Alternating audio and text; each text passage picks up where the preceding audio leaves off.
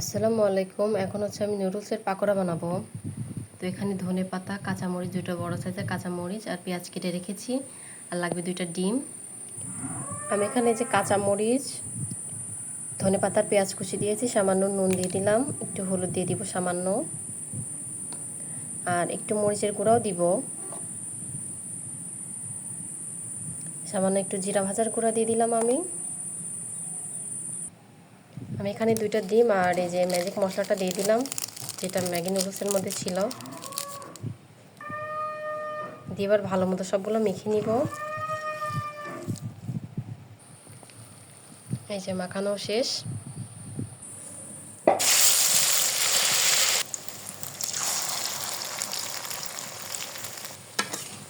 সুন্দর করে উল্টে পাল্টে ভেজে নিব। এই পাকোড়াটা খেতে কিন্তু খুব মজা লাগে।